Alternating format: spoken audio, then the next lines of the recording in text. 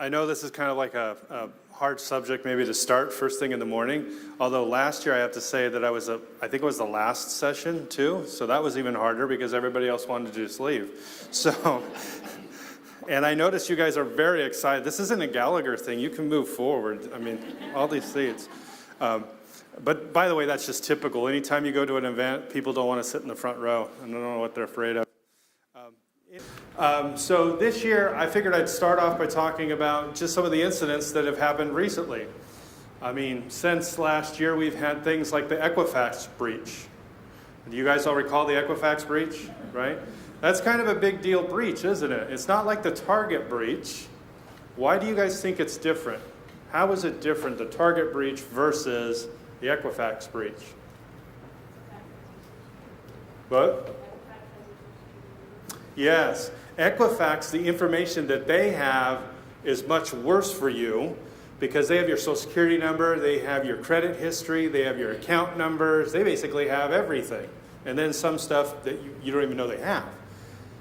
So what happens, does your social security number change? So what happens 10 years from now and somebody has that information? What could they do? They still have your social security number, correct? They could still use it. So this is the bad part of breaches like Equifax is the type of data that was stolen was data that is that you can't really change very easily. The Target breach that happened, what did they end up getting? Bank account numbers and credit card numbers. And what did they do with all the credit cards? They reissued you new ones. So now it doesn't matter if the bad guys have that information can't be used. So because of the type of information that was taken, the Equifax one is going to be something that is going to stick with us for a much longer period of time. Whoever has the data, they don't have to use it now, tomorrow, next year, the year after. They can wait 10 years and use it. So we could still become a victim 10 years from now. And that's why it's so significant. That's why, as a cybersecurity professional, why I'm always up here preaching, hey, you got to put these controls in place. There's a good reason for them. Those are the reasons why. Because when we don't do those little things to protect our data, or our customers' data, or in your case, citizens' data, or your employees' data, then it can be used against them later on. So looking at some of the incidents that have happened, over the last year or so, we found that one of the things that FBI reported is that 76% of local governments, so that's most of you in the audience, right? 76% of you, that's a large percentage, have had some type of security breach in the last year. That's significant. So it means you guys are a target. It's something that you have to work towards, making sure that you don't become a target. Another article just saying that local governments are active targets for cyber criminals. The FBI is warning local governments, hey, you need to take care of this kind of thing. We've had the Colorado Department of Transportation taken out. Baltimore's 911 service got taken out. How many of you heard about Atlanta? They got hit by ransomware. Anyone ever hear about that one? Anyone not hear about that one? That was kind of a big one. Shut down their entire city. And it's cost them millions of dollars to fix it. And how many of you have an extra $1 million in your budget? Because if you do, maybe we can do some more work for you. Just kidding. But you know what I'm saying? Nobody plans for these things. These type of events happen, and then they end up costing local governments a lot of money. So the old adage or the old saying that an ounce of prevention is worth a pound of cure is absolutely true. What can we do to prevent these things from happening? And some things are very simple and easy for us to do that pay big rewards. So we'll talk about some of those. So up until like May, because that's when I think this, actually April, up until April, it cost the city of Atlanta $2.6 million to get rid of all the ransomware and recover and get back up to where they were. They're still paying the price for it, so it's more than $2.6 million cost to them just to recover from that one incident. And again, the question is, do you have $2.6 million just laying around? You probably don't, right? And maybe you're saying, oh, we're doing a better job. City of Atlanta is kind of a large city, and they actually have a very decent IT department. And they have a really decent IT budget too. So it wasn't for a lack of skills or abilities or anything like that. They had it, most people would have said they had it together. But obviously something got through. So how do we prevent those types of things? It's happened here close to home too, right? So ransomware is not something that only happens on the East Coast. It happens right here in the Bay Area. And it has happened in the Bay Area. A couple of cities in Southern California were hit, but they didn't hit the whole city, and they were able to contain the ransomware before it spread across the entire city. So that's a good thing. That means we're learning our lessons. That means we're able to better protect our cities and districts. But again, even though we've learned over the years, it's not been that many years that we've had ransomware, but we've learned over time what we can do to fix it or prevent it, and yet it still happens to a big city like Atlanta. So it's something we really want to pay attention to. This is a tough one to tell you folks, because as a cybersecurity professional, I want to say, hey, put all these things in place and you're going to be good. How many of you are our clients? You get that big long questionnaire from me. It's like 200 things long you got to do, right? And the idea is if you put all those things in place, you're never going to have a problem, right? No. That lowers your risk to an acceptable level. That means there's still risk. And in the industry, in the cybersecurity industry, we're gotten to the point now, if you go to all the cybersecurity conferences, they're not saying, oh, this is how you prevent it if you get breached. They're now talking about when you get breached, how are you going to respond? So it's not a question about, are we able to prevent this? The answer is no. The question is, what are we going to do to minimize the impact of that? And then how do we respond appropriately? Most clients that I'm aware of do not have an incident response plan. And that could be the difference between a little bit of money to kind of fix the problem and a lot of money to fix the problem. So incident response plan is something that your IT department should be looking at and making sure that they have the capabilities and they know who they can call in order to fix or get the extra staff necessary to fix a problem or a breach or to respond to a breach appropriately. One good example of it is PCI, credit card data, right? So if you have a breach and credit card data is exposed, you're responsible to report it to your merchant bank within 24 hours of the breach. If you fail to do it within 24 hours, they start fining you. And that's if you determine that you think there was a breach, you're supposed to report it. Not until you've confirmed it, but then as soon as you have found out about it, or you think or you reasonably suspect that it has been a breach, you're required to report it. And if you fail to do that, then they're going to fine you on top of it. And the fines, I think it was San Diego University got hit with about $10,000 a month fines until they were PCI compliant after the event. And the bad part about PCI is, guess what? The money you get from swiping credit cards and it comes in, they take the $10,000 or whatever the fine is off the top before you even get the money. So they get their money. You don't get to pay it later. So we'll pay the fines later. No, it comes right off the top, right? So I know it seems a little unfair, but the golden rule, he who has the gold makes the rules, and that's what credit card companies do, right? So the question is, it's not that it's not going to happen, it's going to happen, and that's sobering. I understand that. That's kind of a little freaky thing. It does keep me up at night sometimes, because the question is, it's not a matter of when, not a matter of if, it's a matter of when. And sometimes that's a little bit scary. But here's what we found in the Verizon. Verizon does a breach report every year. They have an annual breach report. They typically give it out in the spring. And they talk about all of the breaches last year. And they gather all the data and they say, okay, here's all the statistics of all the breaches. How many records were breached? How many organizations were breached? What was the type of data? What was the way that they got in? What was the controls that weren't in place that should have been in place that would have prevented the breach? So they have all this report that they have out there. You can check it out every year. It's a great place to go because then you know who the threat actors are. Like, what did we find out about the people that were the hackers? Who are they? Did we catch any of them? That kind of information is useful to know. But then what methods did they use to get into our networks? Right? Well, remember that really long questionnaire I sent you? It's usually from those controls that are not in place. Or it's a group of controls not in place.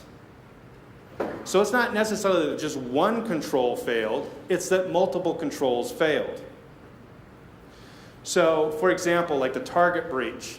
One of the problems with the target breach was that they left a remote access into their network open for a contractor to connect in to fix air conditioning. Was it air conditioning or air cooling? I can't remember which one it is. But it was a maintenance person that logs in to their different branches to deal with the environmental controls.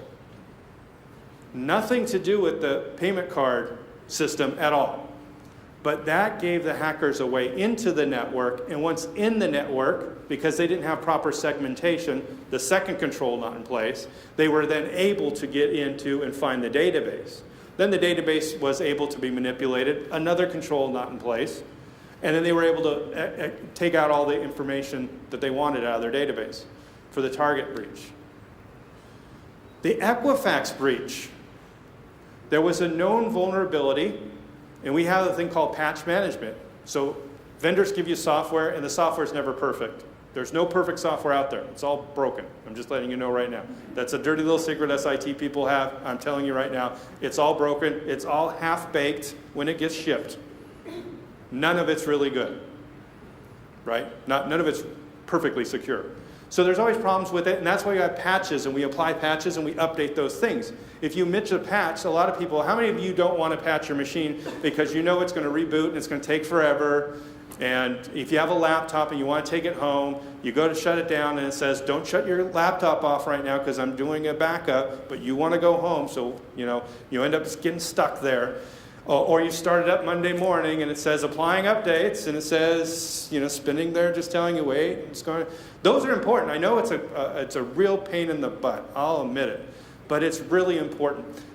The Equifax breach was because a server that they had, a vulnerability was found, a patch was delivered for it, they took that patch and they applied it to all the machines they thought had that software on it, and they missed one.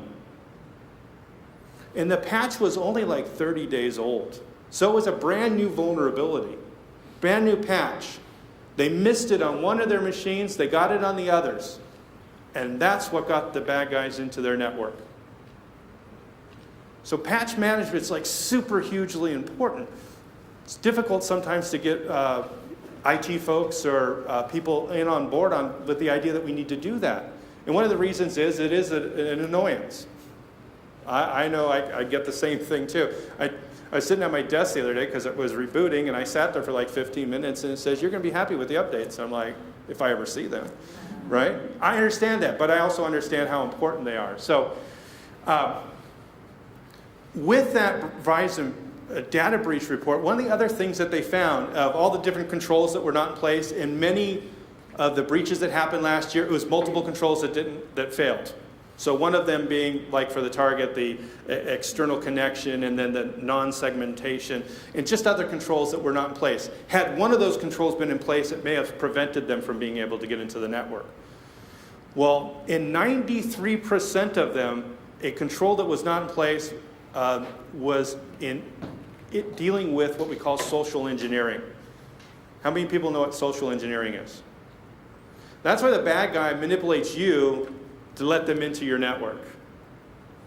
How many of you seen Catch Me If You Can, the movie, with Tom Hanks and running around and pretending to, it's based on a true story on Frank Abagnale, who used to be a fraudster, who, he would dress up like an airplane pilot, go to the hotel, and they would just check him in and just say, oh, you must be from United Airlines or TWA, whatever it was back then, and say, okay, here's your room. Because they had a contract with the airport to, house their pilots. So they didn't have to check in, because you never know when the pilot's going to get there. They may have missed their flight, something else happened. So they just would put them in, put it on the company bill, and send the bill to, TWA or United or whoever it was at the time. So this was one of the examples of what we call social engineering. He was able to defraud somebody, defraud the company and the hotel, by pretending to be something that he's not. So how many of you have seen emails that you've received saying that it's from like maybe the city manager or somebody else, and then that email says, we have this invoice that needs to be paid right away. Has anybody seen one of those? That's a pretty good percentage of it. How many of you have seen one that says, hey, we have this tax problem, I need all the W-2 information for all the employees? How many of you have seen that one? Right?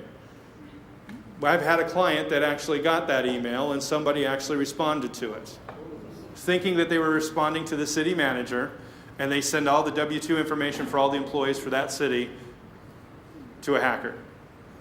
That's called social engineering. It's also what we call phishing. You know, if you ever see the phishing with PH and PHIS. That type of phishing, it's just a cybersecurity term that we're just, you know, the bad guys are just going out there and they're trolling, looking for someone to bite. And they're just looking for the right person. And typically that one where they're asking for the W-2 information, typically send it to somebody in HR. And a lot of this information can be publicly found, like who's the city manager? That's a public information. Somebody can find out that information. So then all they have to do is set up a Gmail account, put that person's name in it, you get an email, you see the name, maybe you see the email address after it, maybe you looked at it closely, maybe you didn't. And then you just respond with confidential information. Now there's a number of different controls in there that kind of got missed, right? We really shouldn't be sending via email, even internally, any type of information that has social security numbers on it, right? California law says that we're not supposed to send social security numbers across the internet unless it's encrypted. So we really shouldn't be doing it anyways, right? But somebody, you know, just trying to be helpful. Sometimes what the bad guys do, and like the example of the pay the invoice, or I need to do a wire transfer, is they make it a matter of urgency. We got to pay this right away or else we're going to miss the deal or else we're going to get shut off or something like this. It creates a sense of urgency. So one of the things that the bad guys like to do is create a sense of urgency because then people respond to it and say, oh my gosh, I got to help somebody. Another famous hacker used to call in all the time, and his name is Kevin Mitnick, if you've ever heard of him. He used to do a phone call where he'd call into an organization and say, hey, I'm a brand new employee. I have a meeting with the CEO. My account hasn't been set up yet. And I have to give this presentation. I just started yesterday. Here's my information. Can you set me up my account so I can get my email and do all this other stuff? And he would get people to have him grant them access. So he'd say, okay, here's your username and here's your password. Now that person has an account inside the organization. And he did it by using a sense of urgency. In other words, you don't have time to verify that I am who I say I am. You just need to do this. And people fall for it. Why do people fall for it? Because you're all good-natured people. You just want to help, right? Oh my gosh, this guy, I feel sorry for him. Okay, I'm going to help him out. So this is where they get you, right? I had another client of mine saying that, hey, somebody showed up and said they were from, you know, the FBI and they wanted to look at our parking meters to make sure they were secure because they had some incidents. Then we haven't verified that that person was actually from there. That's kind of scary, right? Why would the FBI send somebody out for a little bit of fraud? Don't they have bigger fish to fry? Just asking. Anyways, but it's things like that we don't always take a look at and say, okay, the guy says he has a badge. He flashed a badge. I didn't really look at the badge. He must be a cop. Must be with the FBI. Why else would somebody be here to look at that information, right? So those types of things we have to be very careful about. People are the first and last line of defense for your organization. All those other controls that we have are great, but if 93% of the breaches that have happened in the last year have been a result of a control failure of an individual or person, or are they being susceptible to social engineering, that's something we probably should address, right? The financial sector group, I forget the name of the exact group, they put out a bulletin and they said, top priorities for cybersecurity. Cybersecurity awareness was number one. They said all CIOs and CISOs should put this on the top of their list to make sure that they have an effective program. A lot of people put cybersecurity awareness program in place, and it becomes, well, because PCI says we have to do it, let's put it in place. And then they give them a training once a year. Like at least you get it once a year, right? Because if you come here, you get at least once a year from me. But that's not as effective as having ongoing awareness which is beyond training. That's just reminders throughout the year to remind people about what types of fraud are out there and tell them about new fraud that's out there so they can watch out for it. So a lot of you said you hadn't heard about the W-2 thing. So what are you going to do when you get back to your office? Make sure HR knows about that, right? Let them know, hey, in case you get an email, somebody asking for W-2s, tell your staff that that's a new thing that's going on and other cities have been hit with it. Let them know those things. Last time I gave this class a month ago, I said, hey, if you guys get any of those emails, just forward them to me because I like to keep them all and I like to look at them and see how the criminals kind of like craft them to see if we can let other clients know, hey, this is what to look out for. Literally, as soon as I got to my office, the next day, I got an email. Hey, I was in your class yesterday, and while I was at your class, I got one of those emails. That's how often it happens. And I couldn't ask for a better, he's never going to forget my presentation, I guess, I hope. So those types of things. People are the first and last line of defense. So how do we make sure that they're aware of what the problem is and make sure that they can respond appropriately to those issues? So question on this thing, though, is, based on the breaches that we've had last year, who are the people that are trying to hack into you guys? That's a good question. You're a local city. Why do you have any enemies? Why are they trying to break into your systems? Well, some people just want to get the data that they can steal, like Social Security numbers, so they can resell it. Some people just want to get money and they figure, hey, let's try and do the wire transfer thing. So you're going to have those type of things because you have money and you have data that criminals want that they can make money from or get money. Same thing with ransomware. They can lock your systems out, and you know what it turns out? Local governments are more likely to pay than not, and that's why you're a target. You're not the number one target. You're like number 4 or 5 on the list, so that's not too bad. You know who number 1 is? Healthcare. Why? Because what does downtime mean for healthcare? What if they lock out all of those little, what we call Internet of Things devices that are, plugged into you, that watch your heart rate and all that kind of stuff? What if they lock all those systems out and say, pay us, otherwise we're not going to unlock it? Do they have time to then fix all those devices? Or are they just going to pay their ransom to get it back up and running? Because a lawsuit of somebody dying because you didn't pay a ransom or you didn't have adequate controls to not be in that situation in the first place is probably going to be high. Guarantee there will be a lawsuit. So, again, you're not number 1, but you are one of those things. But who are some of these what we call threat actors? Well, I like to call this one, it's nation states. Anyone know who that flag that is? You should know. North Korea, right? Actually, one of the largest, the WannaCry ransomware attack that's been going out. You know who created it, we found out last year? North Korea. North Korea launched an attack against the entire rest of the world with ransomware to make some money, I guess.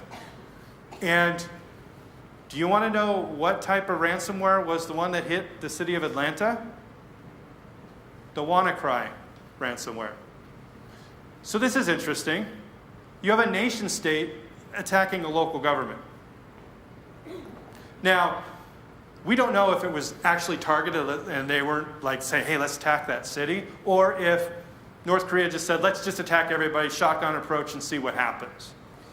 That's probably the case, but we don't have any confirmation of that. The only confirmation we have is that North Korea was the one that had created the code that was used to take down and cripple the city of Atlanta. Now, if you think about it, WannaCry is one of the most difficult ones to find and eradicate and stop because the bad guys had lots of resources to put behind it in order to make the execution of the code, or use whatever vulnerability that your systems had in order to get into the systems to lock them out. It's really hard, if you think about it, what can your city do to fight off against Russia or China or North Korea? What hope do you have to stop their hackers from hacking into your systems? I don't know. It's a good question, right? The federal government has a hard time with it, right? So, and they have a lot more resources. You also have insider threats. I always have to mention that because usually we get 25 to 35% of the breaches that happen on an annual basis, insiders had something to do with it. Now, insider could be malicious or non-malicious. Malicious means they're just a disgruntled employee, and so they're going to do whatever they want to do to bring your system down. Or we had one guy who got fired from a job, and so he went out and set up a service on the internet to attack that company to bring down all of their systems. And so we call it a denial of service attack. He just kept on sending packets from all over the place around the world from compromised machines to attack that business they used to work for to bring down their systems so they couldn't work. And then he said, hey, this isn't that difficult. What should I do with this? He actually went out on the black market and said, hey, I will attack anybody you want me to. You pay me, and if you pay me $1,000, I'll attack for 24 hours. If you pay X amount of dollars, I'll attack for 48 hours. You want a whole week of sustained attacks? It's this price. And basically started selling his services. He got caught because he got cocky, and he said his old boss stuff and said, how do you like me now, or something along those lines. But he gave an indication that he might have been the person that was behind the attack. And that's how the FBI found him. So he's safely behind bars right now, which is a good thing. So the good guys do win every once in a while. But we still have insider threats, right? Disgruntled employee, he leaves, he decides he wants to attack for revenge purposes because he feels like he was unfairly let go or something. You also have just people that make mistakes. They accidentally click a switch. I remember the class software. Many of you may be familiar with the class software that Parks and Rec uses. They used to have a flaw in their code where if you check this one box at the end of the day to do a batch process, it would actually send out an email to everybody who had a transaction that day and give them the whole entire report.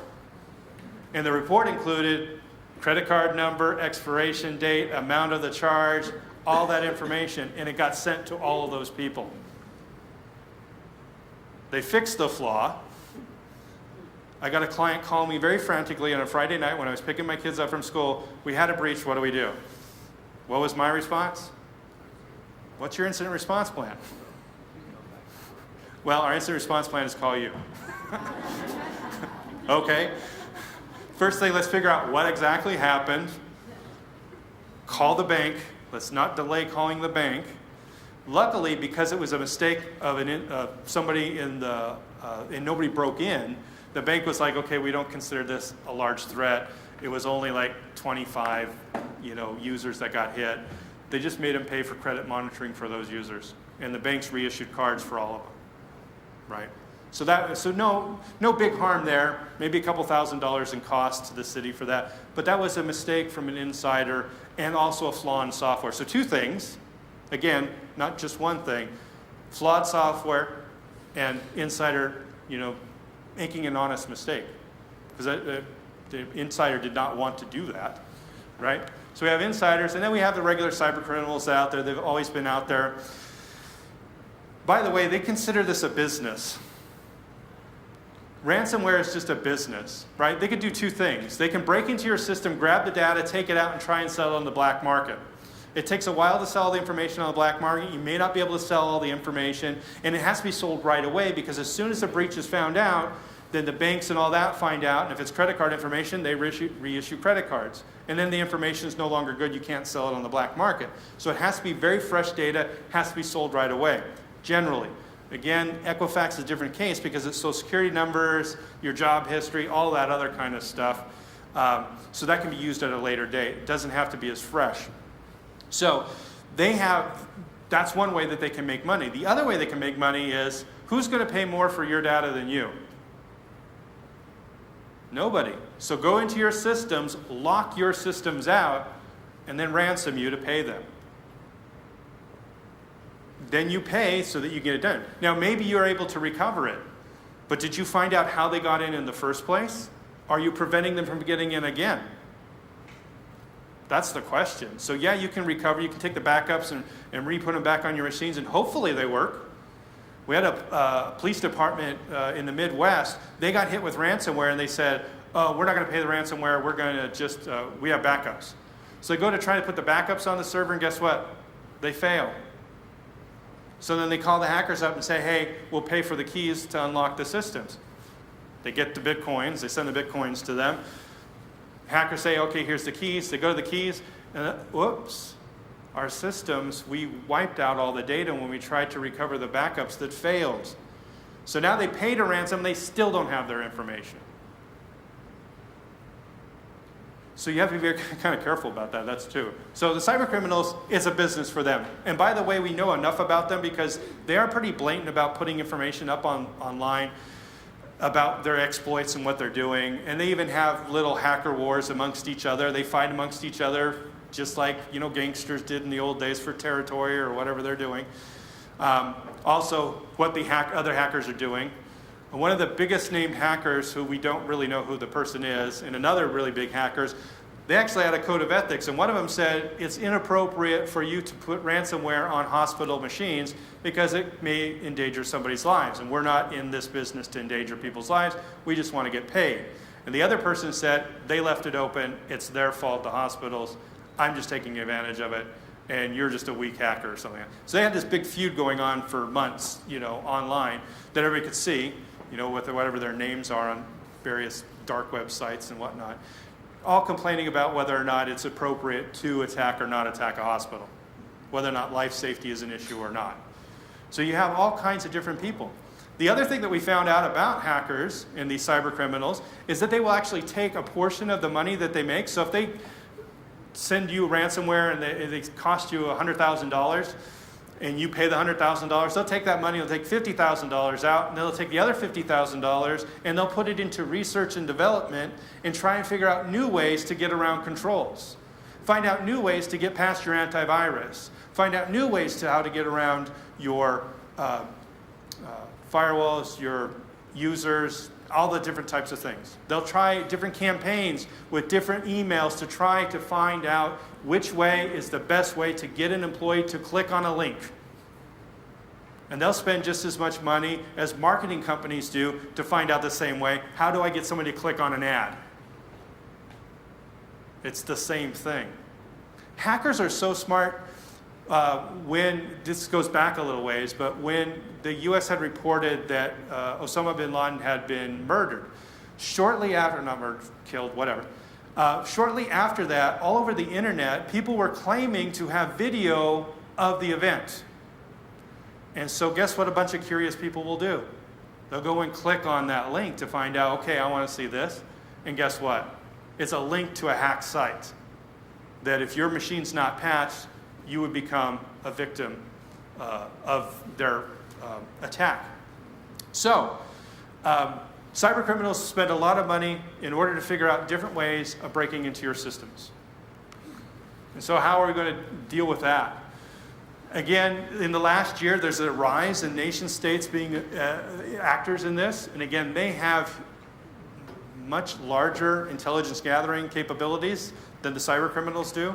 And they have a lot more money to put behind it, and they probably have a larger research and development background than the cyber criminals do. So this is one of the things that has been really concerned about it. A lot of newspaper articles are starting to talk about it now. So again, and my point to you on this is, how are you going to defend against that?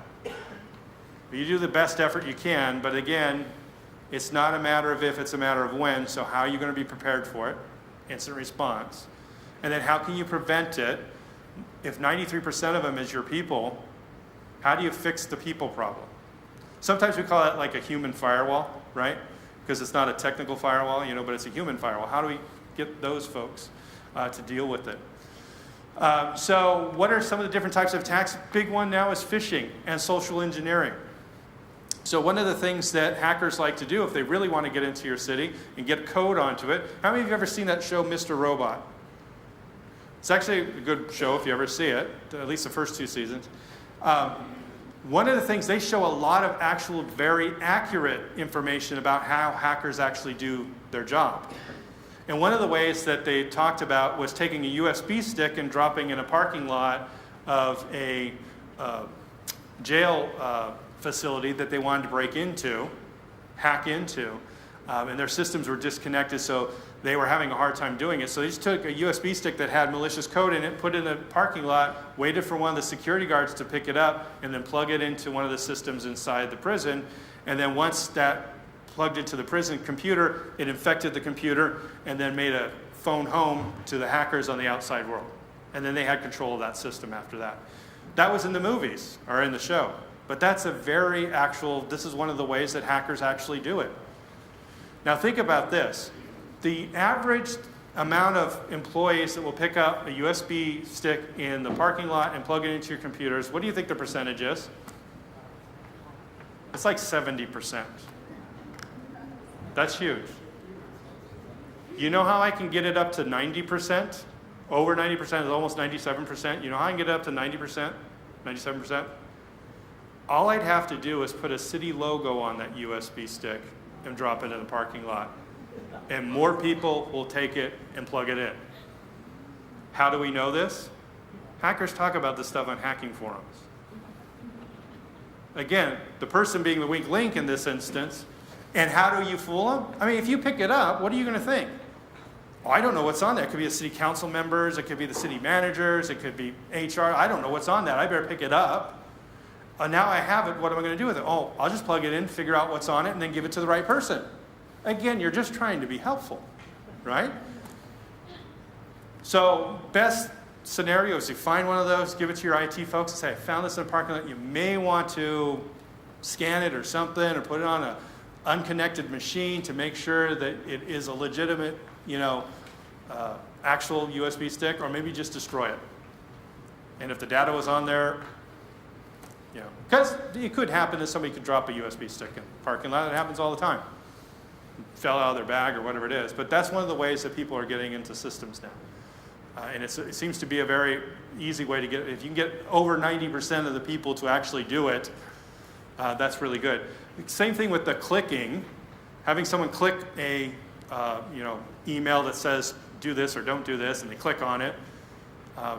You can even just you can go onto a wireless, and I'm not trying to scare you to not use the City of San Leandro's open wireless here, but there's places, we had an employee of ours that connected into an airport, and they got his username and password from getting onto the Wi-Fi in the airport network because they were eavesdropping on that traffic. It's something that's simple as that. And so how many of you have your city's or district's email on your phone? And how often do you connect at like a Starbucks or some other place like that? Do you know if you're actually connecting to Starbucks network, or somebody in there that set up a device that you connect to them and then they connect you to the Starbucks network? Then they're a man in the middle and then they can watch all the traffic. Right? This happens all the time. This is not anything that's new. This is actually, that's an old one. That's an old one. So what do they do? What's the damage that can happen to you? I mean, let's get down to it. You could just be collateral damage. So the likelihood is that the city of Atlanta is just collateral damage to the fact that, North Korea just wanted to attack everybody. So they just kind of let shotgun approach and they got hit. Russia did an attack against the Ukraine with ransomware that pretended to be ransomware, saying it wanted a ransom, but then it actually just disabled the device. So you couldn't use the device anymore.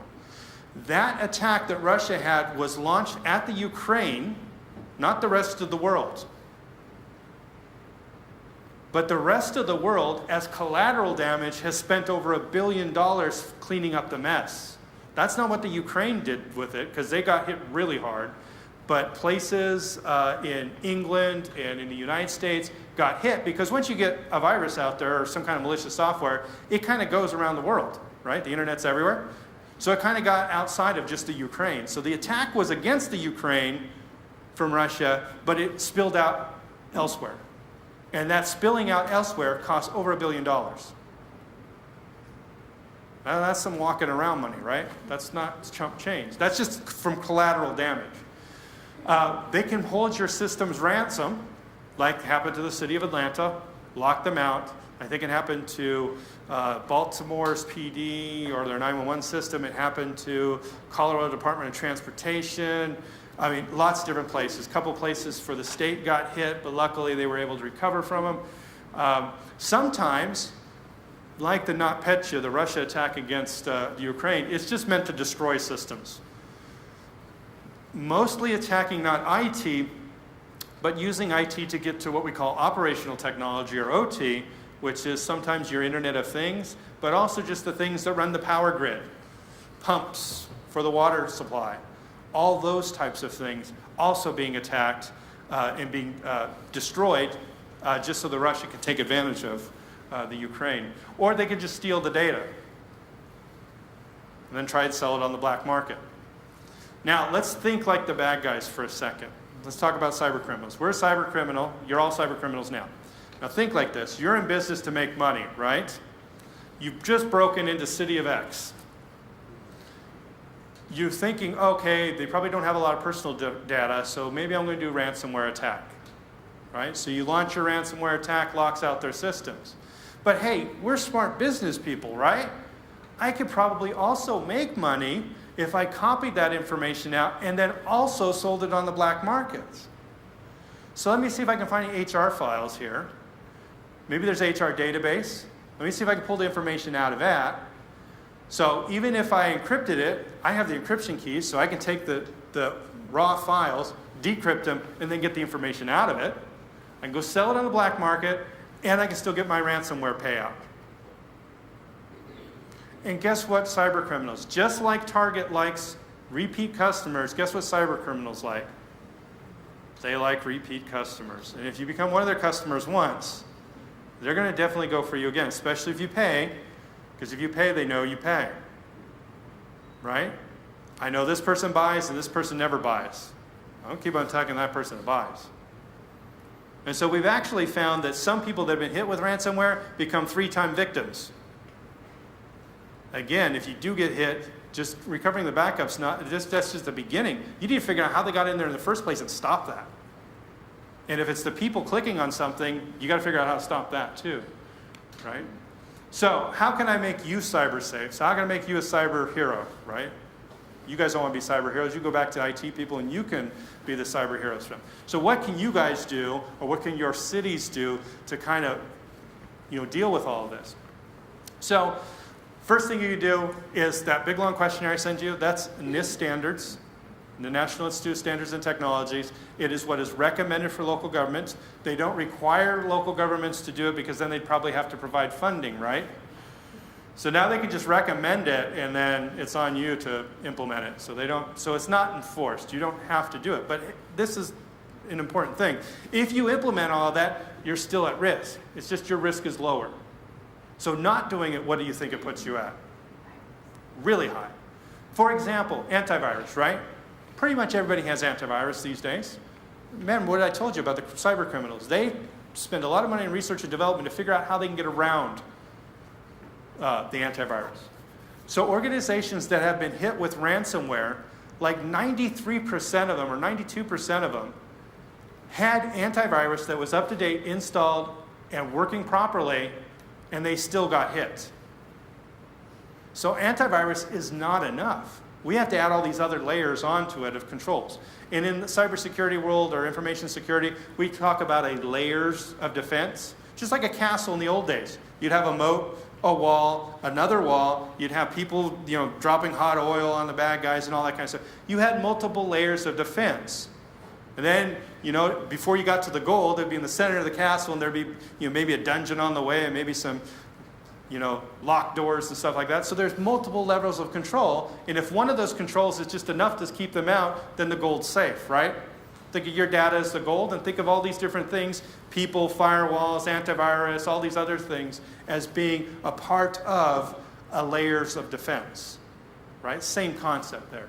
So implementing those controls to make sure that you have all of those layers, and then making sure that those controls are in place. So NIST also has what's called a cybersecurity framework, and they're recommending it for everybody, for not just local governments, but just about everybody to do it. It's one framework that you can use. It's not as exhaustive as what's called the risk management framework, which I'll tell you about here in a minute. It's just a way to kind of get people started. It's kind of like the lowest hanging fruit. Like, this is the lowest that the federal government thinks you should be. Do at least this. If you can, do the risk management framework, but at least start with this. And so it talks about identifying, protecting, detecting, responding, and recovering. And again, notice that it says recover in there. What is the assumption? Not if, but when you get hit. Because they're talking about being ready to recover, being ready to respond, being ready to detect. You know one of the interesting things about this? How long do you think a hacker is in your network before he's typically found? What's the average that we have discovered? What do you think the average is? How many days? A week, 2 weeks? Anyone want to guess? $5 for you. No, just kidding. It's 186 days, 6 months before they're found out that they're in it. That's the average. So you all are fine mathematicians, right? So what does average mean? That's in the middle, right? So there's people that find it in a week, and there's people that take a lot longer than 6 months to catch it. Right? So you want to be able to detect, respond, and recover. So again, the cybersecurity framework is in the assumption that you are going to get hit at some point in time in the future. So what are you going to do about it? How are you going to detect it? How are you going to respond to it? And how are you going to recover and make sure it doesn't happen again? Because again, the bad guys like repeat customers, right? Also, the risk management framework, this is what we base our questionnaire on. It just has a series of controls. The nice thing about the controls is it says, hey, based upon risk, all of the systems you have are not the same level of risk. You can have a file share in Parks and Rec. If it doesn't have any credit card information in it, is it vital information to the city? Probably not. So it's low risk. Because it's low risk, you could put less controls on it, spend less money. You guys all like that, right? Makes budget a lot easier. Don't put all the same controls on everything. If it's not as important, you don't put as many controls on it. Some controls are really expensive. Then there's moderate and high. So you have a low, moderate, or high, and depending upon what level that system is, depends upon the levels of controls that you should put on it. Most of us probably don't have a high-level system. That's like life safety, national security, that kind of stuff is all at the high level. Financial information is typically listed as moderate-level information. So financial information, moderate, that's why our questionnaire is based on a moderate-based system, because that's what financial information typically falls under for NIST. So they've done all the risk work for you. They figured out what controls you should put in place, and they even prioritize the controls. They say, hey, this control is more important because based upon all the breaches that recently have happened, this control, if it would have been in place, would have prevented that. So they make 3 different levels for each of the controls as a priority of applying those controls. So it makes it, so because of all of that, it makes it a little bit harder for IT to implement. Because IT would rather just give me a list of what I need to do, and I can go do it. One of the reasons why this is hard to adopt and put into place is because it's like, oh, I got to figure this out. I got to figure out what kind of data I have, and I got to figure out whether it's low, moderate, or high, and I got to figure out what controls go to what systems. It doesn't have to be that hard. It's just a matter of knowing how to do it. But most IT folks just say, give me a list, I'll just put it all in place. But then we're spending more money than we need to, protecting things we don't. Prepare an instant response plan. That's one of the things I talked about, right? What are you going to do if it happens? If you get hit with ransomware and it's a day before payroll, what are you going to do? Bring out those old check stock and get a pen out and start writing, right? Okay, the question is, you say, well, IT has a backup. Okay, how often do they do their backups? Do you know? The question is, the question you should really ask if you haven't talked to your IT folks is, how long or how much data do you want to have to possibly remake? Because if they only did a backup every once a year or once a week, if they did it once a week, guess what? How much data are you going to have to do if it happens at the end of the next week? A week's worth of data. Now, if the budget's due, because council meeting's next week, and you have to go and redo a week's worth of work so you can get that budget back and ready, it's not going to look good, right? It's not going to look good for IT. It's not going to look good for finance. Everybody's going to have mud on their face. You're not ready for the council meeting. Those type of things. So how do we avoid those things, right? We need to make sure that IT knows how often we need to make a backup, and it should be based upon what your tolerance is for having to redo work. Now your tolerance may be, I never want to have to redo work. I want you to back up all day, every hour. Well, great, they can do that. It's very possible. It has a big price tag, but it can be done. So then the question is, it becomes a compromise. How much does it cost to have it that way? And how much is, well, IT says, well, if we do it every night, it's this cost. Okay, that's better, but still a little bit out of our budget. Okay, if we do it every other day, that means you have to do 2 days worth of work. It only costs this much. Okay, I think we can handle that. Right? That's how you come up with a negotiation. IT just shouldn't just decide, oh, we're going to do backups every week, or we're going to do that. It all should be based upon the business process and how much time you guys are willing to be having to re-enter data. So preparing this incident response plan, NIST has a guideline for it, so you don't have to invent anything. We've done them for some cities. We've helped them draft an incident response policy. One of the things you have interesting is what is all the different types of data that you have in a city, and then how does it have to be protected, and what is the requirement to respond to it? Credit card information is one of them. You're required to respond to your bank, your merchant bank, as soon as you know that there's an incident. And then you're supposed to, prevent the breach from getting further along unless it's already over, and then make sure it doesn't happen again, and implement, forensics and all that stuff to find out how someone broke in there, how to make sure they don't do it again. In addition to that, you probably have, most cities will have this, some type of police department, correct? And they have criminal justice databases, and if there's a breach there, you're required to report it to the Department of Justice. Also, the California law that says if you have license plate information stored in your systems and that gets compromised, you're required to respond to that as well and make a breach disclosure for that. And there's other types of data that's included in that as well that require local governments specifically to respond to those incidents and make it public. So knowing what that is and making sure you have a policy in place that covers all those things so that Saturday when it happens, you're not like, okay, who are all the people we have to call?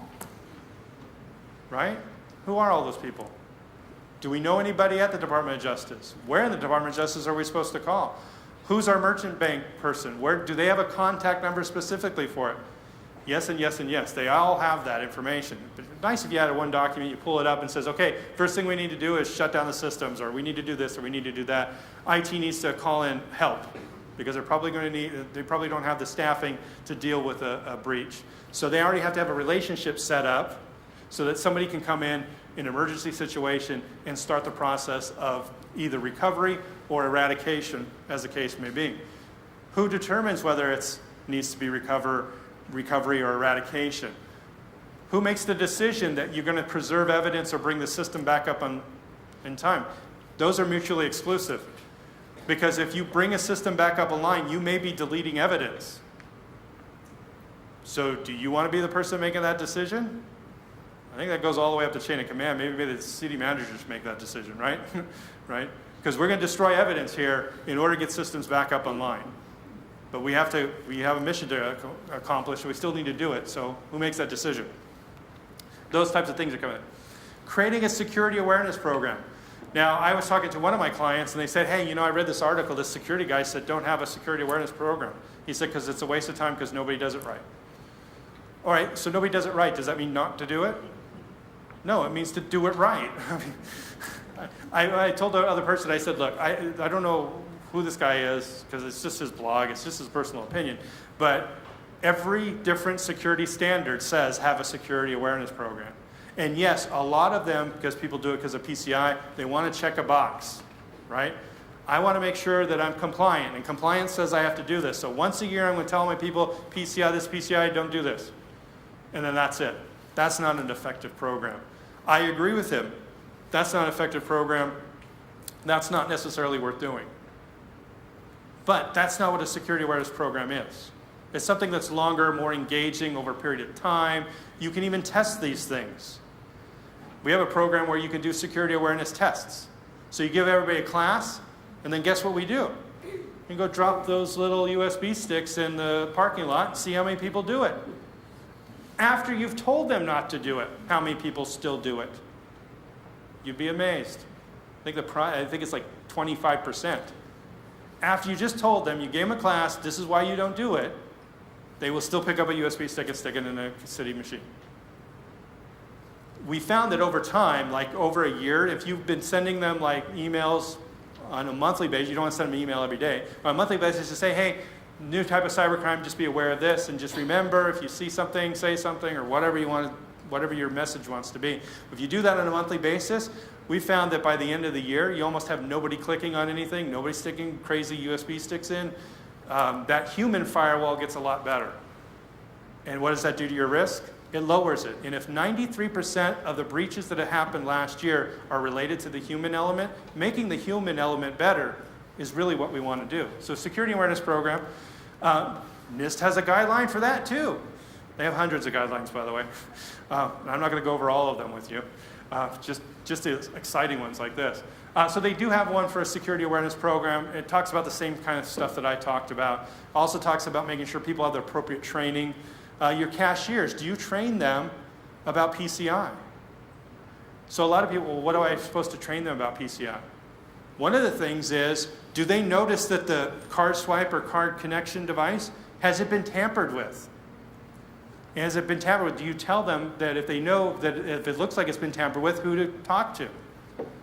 What are some examples of what a tampered one looks like? Did you give them some of those? Those are the things that PCI requires you do for your cashiers as part of annual training.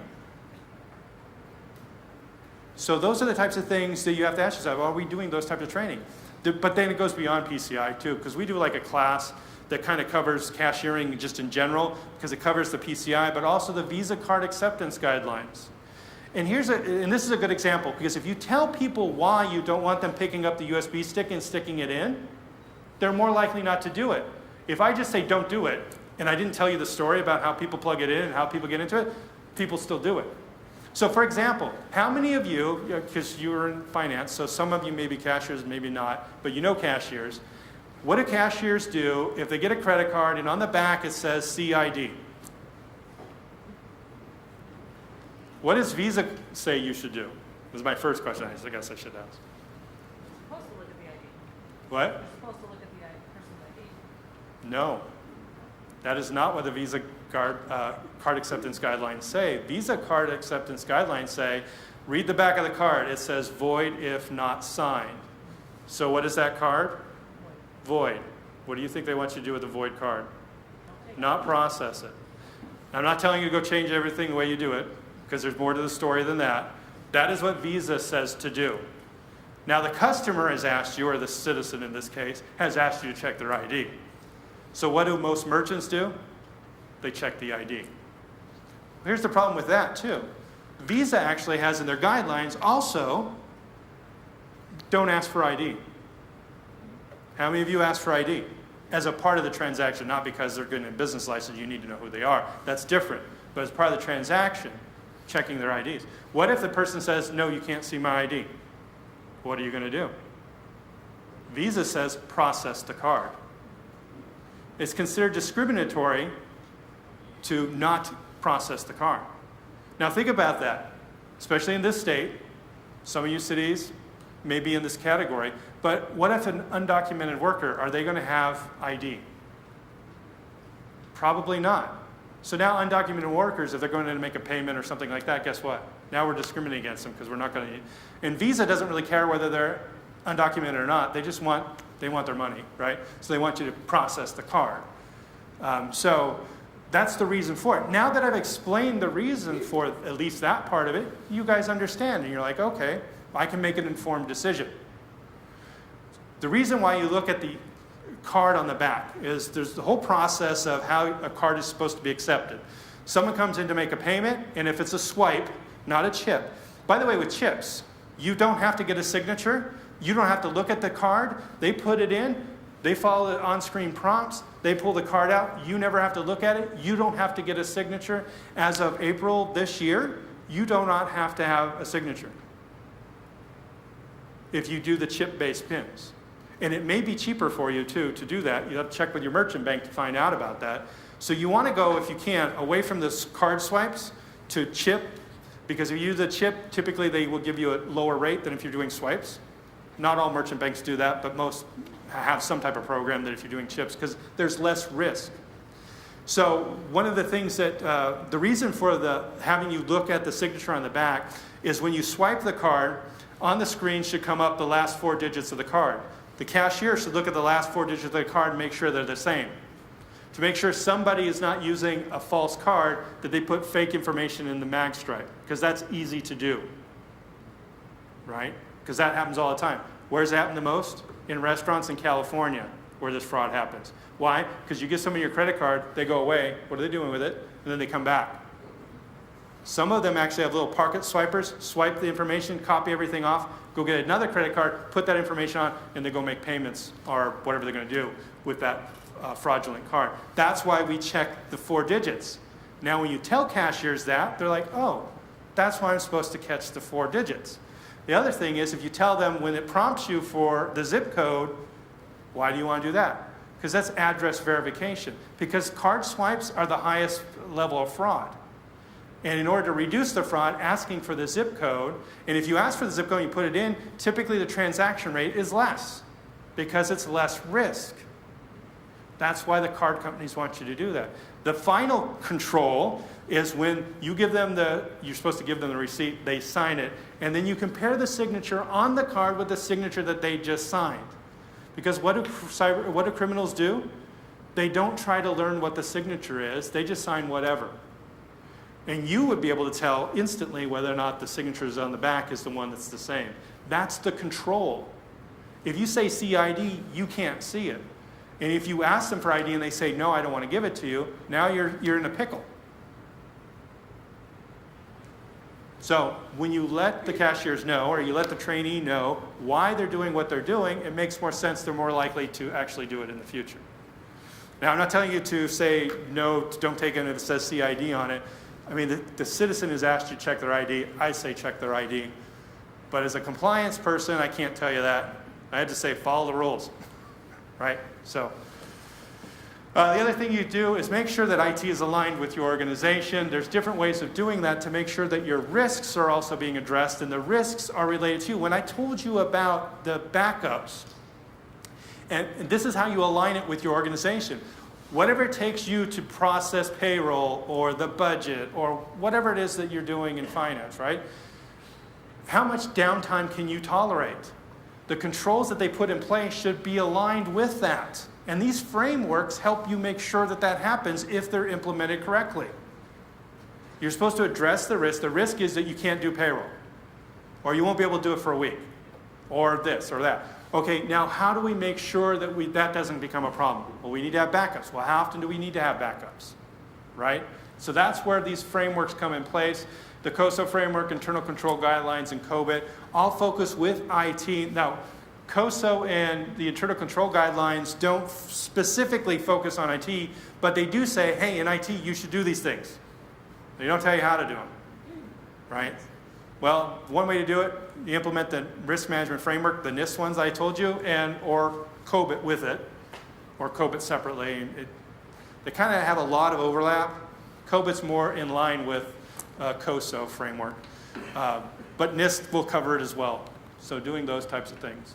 So some things for prevention, especially on emails that you get sent, look at the signature block. Is there a signature block? Because guess what?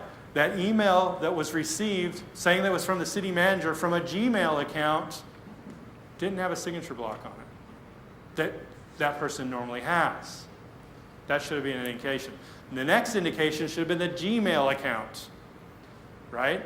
That's not city address, .gov.ca.us or whatever your address is. So making sure they look for those type of things. Making sure that they know about USB sticks and that the people really do this, not just in the movies. And don't click on links from people you don't know. And if someone calls you and asks for a wire transfer because it's really important, look, their failure to plan is not your emergency, right? You say, look, I have procedures I have to go through. And I'm sorry that you waited till the last minute or somebody waited till the last minute, but we got to go through the process, right? And that maybe you sound like a jerk or whatever, but hey, you're doing it to protect the city.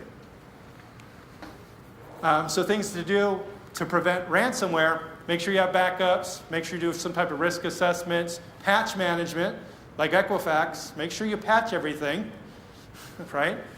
Configuration management, vulnerability scanning. Whitelisting applications is another thing you can add on to it. It's not always a required thing. Making sure that you have that anti-malware, antivirus software. But like I said, organizations that had that and it was in place and up to date still got hit. So it's not enough. I mean, back in the 90s, everybody thought they were secure. Oh, I have antivirus, I'm good. I still have people or clients even tell me, well, we have the Apple Macs, but we don't put anti-malware on them. Oh, because nobody ever hacks those. Really? Did you hear about the guy that just got arrested for hacking Apple Macintosh? And for 13 years he used the same vulnerability to break in and spy on people? 13 years. That means the vulnerability was in the software for 13 years, and all those people thought they were safe because nobody ever hacks into Apple computers. Guess what? Cyber criminals hack into everything. They hack into your little cameras. Anything you connect to the network, like if you have a projector like this and it's connected to the network, they will try and hack into it. And those types of things definitely don't have antivirus software on them. So how are you protecting them? Cameras or whatever else. Building automation systems, all that type of stuff. Part of that could be network segmentation and buying insurance. How many of you have cyber insurance in case you got a breach? I see some of you guys have it, not everybody. Again, that question is, do you have $2.6 million laying around in your budget so that you can deal with an incident? Maybe it's a good idea to look into insurance for that. Cover some of that cost. Be wary of the insurance though, because it's still kind of a fresh area of insurance. Not all of them are the same. Some of them are going to say, did you implement NIST or PCI? And if you say yes, and they do a forensic examination afterwards, they find out you weren't doing what you said you were doing, guess what? They're not going to pay. So you have to be very careful about those. They have a lot of stipulations. Insurance companies don't make money by paying out claims, right? So you got to make sure that you're doing your due diligence, doing what you need to do for that. This is more technical stuff. Make sure you have incident response plans as well, right? And there's other IT stuff. All of that stuff, by the way, is in the NIST guidelines. Nothing, I'm not inventing anything new here. Questions? Yes? Why do you have to have a Bitcoin account? So if you do get hit with ransomware and the decision is made to pay it because you can't recover, it takes a while to have a Bitcoin account set up. And so what a lot of practitioners and security practitioners have said, have one set up in case it happens that you can do it. The one issue that we have with that right now is that there's so many different types of cryptocurrency now, and because cyber criminals have figured out that it's not quite as anonymous as they thought it was, that they're starting to use different cryptocurrencies. So it's still, Bitcoin is still by far the largest and most often asked for, but we're starting to see cyber criminals change that up a little bit and ask for different types of cryptocurrencies. It's still the number one, so if you have one set up, then it would make it easier for you to respond. If your city is of the mind that, look, we're never going to pay a ransom, then you don't have to do it. But if there's ever going to be a consideration, there's also the ability, there's law firms that can act as a broker for you. They can have a Bitcoin account set up. You can transfer money to them, and then they can transfer the money to the bad guys. So you don't necessarily have to do it. You have somebody, you can outsource it, so to speak. Any other questions? Any question you got about anything IT? No, I don't know why your computer's not working at home. But yes? For the third-party providers of credit cards, so where they say they're PCI compliant, is there any additional steps that the city would need to take? Okay, so Outsourcing that to the third party? right. So the question is, if I outsource my PCI credit card processing to a third party, what does the city or district have to do about it?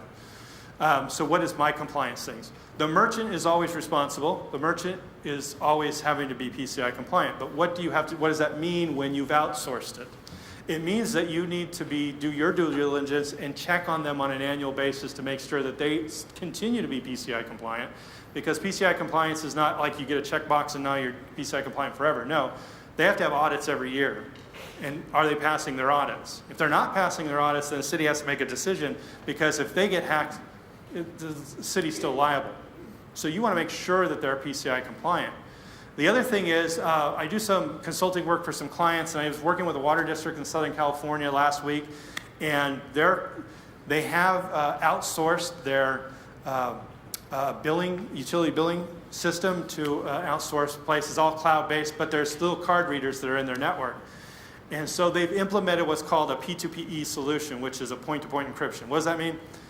The actual mag swiper encrypts it right inside the device and then transmits it across their network to the cloud, all encrypted, meaning secure, until it gets to their payment processing. The only information that goes into the computer is the last 4 digits and the name on the card, right? So they say it's a P2PE solution, and it is point-to-point encryption, which for most organizations that you can say my network's out of scope for PCI, I don't have to do all this stuff because it's kind of expensive to do all the things you need to do. Well, the problem is, in order for that to be considered a valid solution to actually segment it, it has to be on the PCI Security Council's website as an approved solution. They are not an approved solution, the one the water district's using. So we had a conference call yesterday, we had a long talk about it. I said, look, I can't tell you that you're compliant, because you're not, because you have to do all this stuff to your network, because that solution is not on the list. If it was on the list, then yes, you wouldn't have to do all this, but it's not on the list. So you have to make sure it's on the list. And he said, well, we've been calling them, and they say, well, don't worry about it, and all this kind of stuff. And I said, I understand what you're saying. I understand they're using the technology, but for the legal part of it, and what's going to happen if court gets involved and all this kind of stuff, it's going to say very clearly, the questionnaire PCI has for it that the merchant bank gives you says, is it an approved solution, yes or no? There's no maybe, there's no kind of. Is it approved? The answer is no. That means you have to do everything. And you know what? I told them, it's kind of like a no-win situation in that situation, because the vendor is not budging. They're like, the risk is low. Okay, the risk is low, but compliance is not concerned with what the risk level is. Compliance says, this is what you do. Are you doing it? Yes or no? Right? So yes, from a non-auditor standpoint, if I was the IT director there, I'd say, okay, the risk is low because they are using the solution. This is not an approved solution. We're going to accept the risk and move on. We'll note that we've accepted the risk because we understand what it is. We've evaluated it. Maybe we did some testing to verify that those devices don't leak data. We figured that out. Okay, now we can accept the risk. That's a perfectly reasonable response for an organization to do. As an auditor, that's not my option. I mean, my option is this is compliance related, because if there is a breach, legally, if you're not doing all this stuff, then you're going to be hit with fines. And the payment card industry is not going to care. They're going to say, well, you weren't doing all these things. That's not an approved device. We said you either use an approved one, otherwise you have to do all this stuff.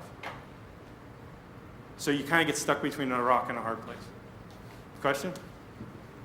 The advent of a lot of companies going to cloud-based systems, we're considering taking advantage of that. Does that increase the risk, or does it transfer the risk? Okay, so question is, if I go to the cloud, does it increase, decrease, or transfer risk? It doesn't transfer risk because it's your mission and your thing that you're trying to accomplish, so the risk is still there. You're still going to have the inherent risk because you're not going to be able to do payroll, you're not going to be doing stuff if the cloud goes down. So still your risk.